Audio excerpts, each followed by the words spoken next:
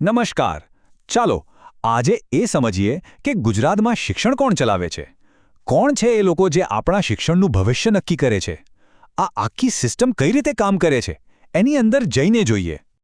પણ એ પહેલાં એક સીધો સાદો સવાલ.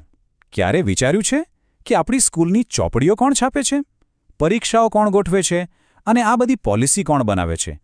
આનો જવાબ જેટલો સીધો લાગે છે એટલો છે નહીં, પણ બહુ જ રસપ્રદ છે.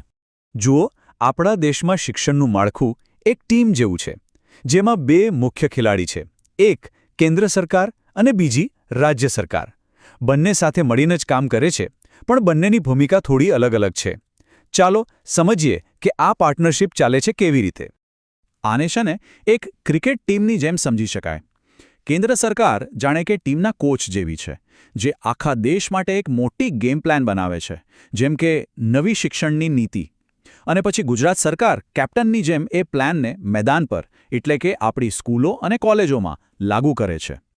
તો ચાલો હવે થોડું ઝૂમ ઇન કરીએ અને સીધા ગુજરાતની એજ્યુકેશન ટીમના મુખ્ય ચહેરાઓને મળીએ. આ ટીમમાં રાજકીય નેતાઓ પણ છે અને વહીવટી અધિકારીઓ પણ છે, જેઓ આખો શો ચલાવે છે. તો આ છે ગુજરાતના શિક્ષણના રાજકીય સુકાની. કેબિનેટ મંત્રી શ્રી પ્રદ્યુમ્ન વાઝા અને રાજ્ય કક્ષાના મંત્રી શ્રીમતી રીવાબા જાડેજા. એમનું મુખ્ય કામ શું? તો કે એ જોવાનું કે શિક્ષણ સરકારની લિસ્ટમાં ટોપ પર રહે અને તેના માટે જરૂરી કાયદા અને બજેટ પણ ફાળવાય.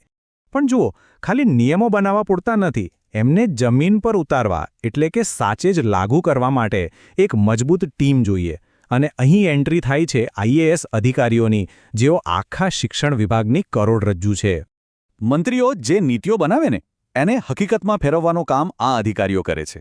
જેમ કે શ્રી મિલિંદ તોરવણે શાળાઓનું કામકાજ સંભાળે છે, તો શ્રી મુકેશ કુમાર કોલેજો અને ટેકનિકલ સંસ્થાઓનું, અને શ્રી રણજીત કુમાર સમગ્ર શિક્ષા જેવા મોટા પ્રોજેક્ટ્સનું ધ્યાન રાખે છે, જેથી શિક્ષણ દરેક બાળક સુધી પહોંચી શકે. આ બધા અધિકારીઓ સિસ્ટમના એન્જિન જેવા છે. ઓકે, તો મંત્રીઓ અને અધિકારીઓની વાત તો થઈ, પણ હવે એ સંસ્થાઓની વાત કરીએ જે સીધી રીતે વિદ્યાર્થીઓના માર્ક્સ અને ભણતર સાથે જોડાયેલી છે. હા, એ જ સંસ્થાઓ જે નક્કી કરે છે કે અભ્યાસક્રમમાં શું હશે અને પરીક્ષાઓ કેવી રીતે લેવાશે. આ બે ચહેરા બહુ જ મહત્વના છે. જીએસઈબીના ચેરમેન શ્રી બાંશાનિધિ પાની, જે બોર્ડની પરીક્ષાઓનું આખું આયોજન સંભાળે છે, અને જીસીઈઆરટીના નિયામક ડોક્ટર પી.કે. ત્રિવેદી, જે ખાતરી કરે છે કે વિદ્યાર્થીઓના હાથમાં જે પાઠ્યપુસ્તકો આવે છે તે સારામાં સારા હોય અને શિક્ષકોને પણ સમયસર ટ્રેનિંગ મળતી રહે. ચાલો હવે ગુજરાતની બહાર નીકળીને દિલ્હી તરફ નજર કરીએ, કારણ કે રાષ્ટ્રીય સ્તરે જે નિર્ણયો લેવાય છે તેની સીધી અસર આપણા રાજ્ય પર પણ થાય છે. આ છે કેન્દ્રીય શિક્ષણ મંત્રી શ્રી ધર્મેન્દ્ર પ્રધાન. આખા દેશની શિક્ષણ વ્યવસ્થાના તેઓ વડા છે, જે નવી રાષ્ટ્રીય શિક્ષણ નીતિ આવી છે એના જેવા મોટા ફેરફારો પાછળ એમનું જ નેતૃત્વ છે, અને હવે તેની અસર ગુજરાતની શાળાઓમાં પણ દેખાઈ રહી છે. કેન્દ્ર સરકાર મુખ્યત્વે આ 3 સંસ્થાઓ દ્વારા કામ કરે છે. યુજીસી, જે યુનિવર્સિટીઓના નિયમો બનાવે છે, સીબીએસઈ, જે કેન્દ્રીય બોર્ડની શાળાઓની પરીક્ષાઓ લે છે, અને એનસીઈઆરટી, જે રાષ્ટ્રીય કક્ષાના પાઠ્યપુસ્તકો તૈયાર કરે છે, જેમાંથી ઘણીવાર રાજ્યના બોર્ડ પણ પ્રેરણા લે છે. તો આના પરથી એક વાત સ્પષ્ટ છે. રાજ્યના મંત્રીઓથી લઈને રાષ્ટ્રીય સંસ્થાઓ સુધી શિક્ષણનું સંચાલન કોઈ એક વ્યક્તિના હાથમાં નથી. આ તો એક મોટું નેટવર્ક છે, જેમાં બધા સાથે મળીને કામ કરે છે. રાજકારણની ભાષામાં આને સહકારી સંઘવાદ કહેવાય છે. સાવ સહેલા શબ્દોમાં કહીએ તો કેન્દ્ર અને રાજ્ય એક ટીમ બનીને રમે છે.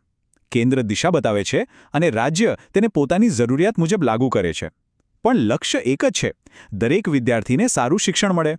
આ એક વાક્યમાં બધું જ આવી ગયું. સ્થાનિક વર્ગખંડથી લઈને રાષ્ટ્રીય નીતિ સુધી દરેક નેતા વિદ્યાર્થીના ભવિષ્યને ઘડવામાં ભાગ ભજવે છે. આ ખરેખર એક બહુ મોટી ટીમ છે જે આપણા દેશનું ભવિષ્ય બનાવી રહી છે. પણ આ બધા પછી એક મોટો સવાલ મનમાં આવે છે. શું આટલી મોટી અને જટિલ સિસ્ટમ ભવિષ્યના પડકારો માટે તૈયાર છે? જેમ કે એઆઈનો સમય આવી રહ્યો છે, નોકરીઓનું સ્વરૂપ બદલાઈ રહ્યું છે. શું આપણું શિક્ષણ તંત્ર તેની સાથે તાલ મિલાવી શકશે? આ એક એવો સવાલ છે જેના પર વિચારવા જેવું ખરું.